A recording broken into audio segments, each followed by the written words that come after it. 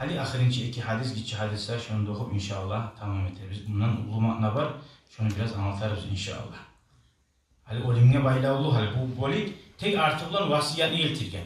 Oliminin boligine vasiyatını geltirgen. Neye? Karayız. Adam avrusa vasiyet yazmayana.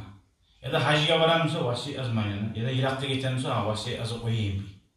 Ya da bir yaman avruğun bilini seni dese o vakti yazar. Korku bildiğimi bulgan zamanla o zaman yazar. Ya hallanın sen ne savsan, ben ne savman. Bizim de ne başkalarımız var, ne garantiye var. O adamdan bizim başarı yok. Ekibde bir yemektir. O olip bulan demek biz de olip bularız. Tek bizim hantaviyetiniz attır. Sağlığımızdan aldanıp duramayız. Peygamber aleyhissalatu vesselam ayette 576. hadiste ma hakku imri'in muslimin lahu şey'un yusi fihi. Hiç Müslüman adamına da baydı. Yaramaz. Ozunu vasiyet etmeye bizzatı barmusa. Şunu vasiyet etmeye yabitu laylatayn iki gece yoklanma değil. İlla ve vasiyetuhu maktubatun indahu ozunu vasiyeti yanına yazılıp duruyorsa değil. Hala bunlar anlayıp bir adamlar vasiyetini bağırda halk etme boştu. Tuğul. Bunlar aytti ki lahu şey'un dedi. Ozunu vasiyet etmeye zatı var. Mesela boş kalgan zamanla. Bir o da bilmiyor. Yazdı. Men oraya son ne olsa oldu bu o gelip hağın alabilmişse ne kimden alsın onu? Yazdı şahit etti. Bir an sana uyduyla bildir. İki şahit olsa daha da yakşı değil. Ya da akça yaktan var senin borçun bir an. Ona şu hazır bir an sağa baylanma. Ya da Musa bir an aklından yaman söylegansın. Yaman haber yaygansan şu adamın korup olmayı turasın. Allah şu an ben korup olmayı alsam şu an bildiririz. Ben ne hava ekkamandır. Halbuki elhamdülillah var. Etkenimsen olabilirsin, oyupta olasın. Kardeşim geçmeyimsin, hakkımı vereyim, başka kuyla razı değilim. Buna şu iki demana girer de bak. Şöyle hakkın var mısa, sana borç. Ama yok musa, böyle Allah için vasiyet etmiyor koysan sana günah yok. Ne ki senin kişiye hakkın yok. Sen de Allah'ın da arasında ne izaklar? Mesela namazların var algan. Ulan sen Allah'ın aralık geçmek bulan vurulgan da bayta. Töle bolganın töledin, bolmaganın aslın varmısa tölemege, töle tür böyle asana Allah geçiş koyup bulan. Ama kişinin hakkın ne bayta? Allah-u Teala geçmeyi tördü. Nege? Hadi bak Allah geçiş koysa yaramayıp onu da bayta koyup bulan. Allah onu geçse, o adamın ekkere zulüm bolgan bulup tutayım. Bu adam bana hakkımı bilmedi hiç. Bir beni o aldattı.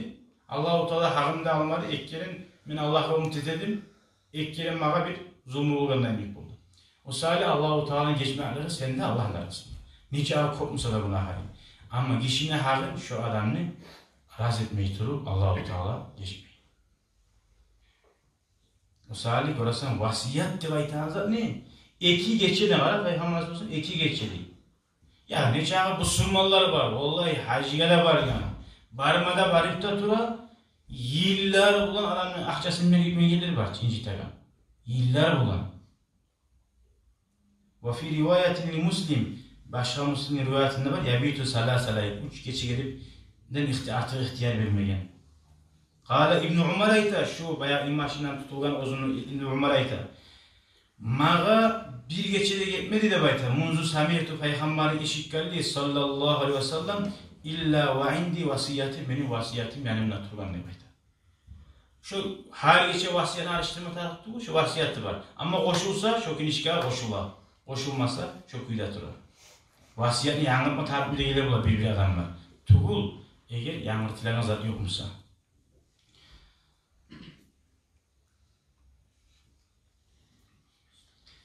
Şu sali vasiyetini adam ayrıkta baylığı var adam, erkilliği var adam var, kopsatı var adam mı?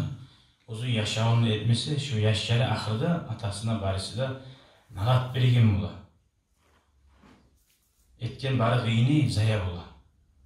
Usali Allah-u Teala adilli kuyda, yaşların arasında vasiyet etip, olgan kuyda tuzulda etmeki Allah mağada ve barda usulmaları sizge de Allah nasip etsin ya Allah.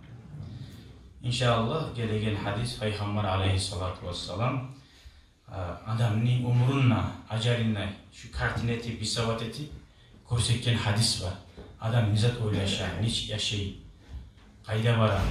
Şunu inşallah anlatarız. Allah tevfik versin ya Allah.